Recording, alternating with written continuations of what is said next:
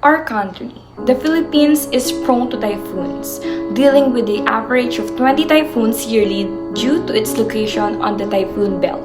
Back in 2013, the Philippines got hit by Super Typhoon Haiyan, or most known as Super Typhoon Yolanda. The super typhoon caused great devastation to Tacloban and its surrounding areas. To lessen the dreadful impact of typhoons to the country, this is how your family can prepare in case of a typhoon. Batay dito sa direksyon ng ating hangin, ito pong Yolanda ay nandito po, no? Dito po sa karagatan at diretsyo tumutumbok dito sa bahagi ng Leyte.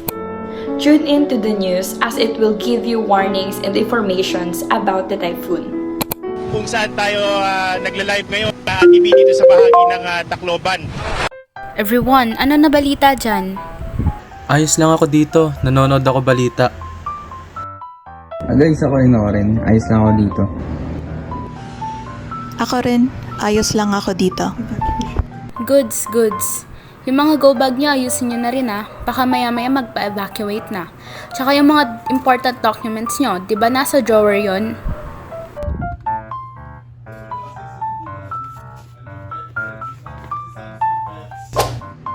Oo, yung naka-sealed sa envelope, nandito na.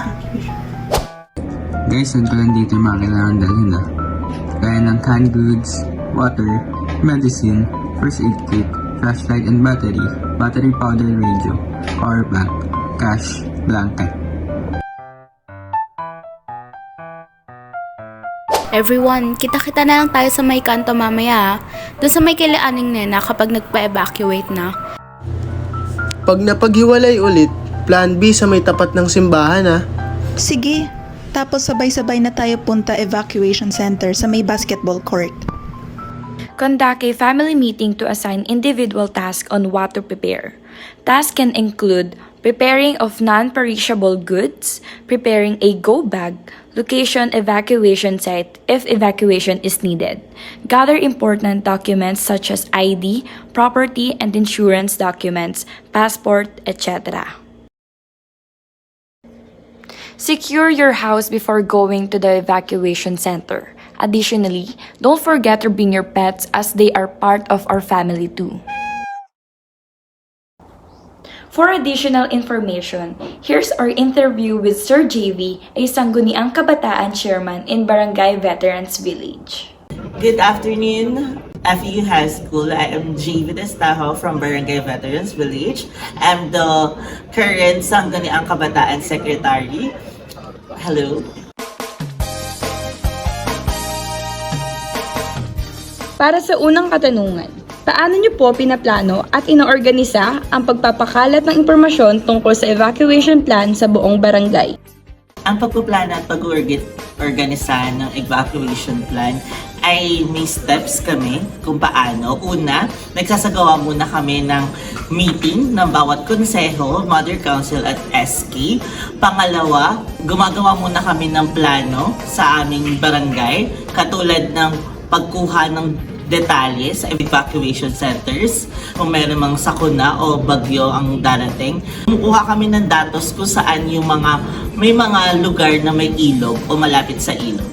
Pangatlo, pagpapalaganap sa social media para aware ang lahat dahil lingit naman sa ating kaalaman na lahat ng tao dito o lahat ng kabarangay ay may social media or Facebook. Para sa pangalawang katanungan po, sa inyong opinion po, ano ang mga pangunahing hamon o kakulangan sa kasalukuyang evacuation plan ng barangay at paano po ninyo balak ayusin ito? Sa tingin ko, dahil perfect ang aming barangay, wala kaming kakulangan sa evacuation centers because we are in the Veterans Village. It's a village or subdivision that came from a prominent barangay or a prominent houses. So I think I can advise to our barangay or in our evacuation plan is first, we need a communication because all of us are not close enough to our neighbors.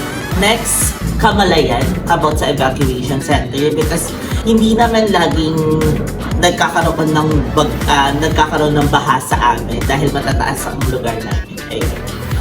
Para sa pangatlong katanungan, Paano ninyo tinutugunan ang mga pangangailangan ng mga residenteng may kapansanan o espesyal na pangangailangan sa oras ng paglikas? Yun nga, dahil nga perfect yung barangay namin, ay meron kaming kumpletong kagamitan o accessible na magagamit namin sa mga nangangailangan ng gamit. Katulad ng mga wheelchairs or mga boat kung tawagin, kung mayroon mang baha, dahil hindi naman namin na-experience yung mga ganito. Pero lagi kaming handa sa mga posibilidad na mangyari sa mga kababayan or ka-community natin. Thank you.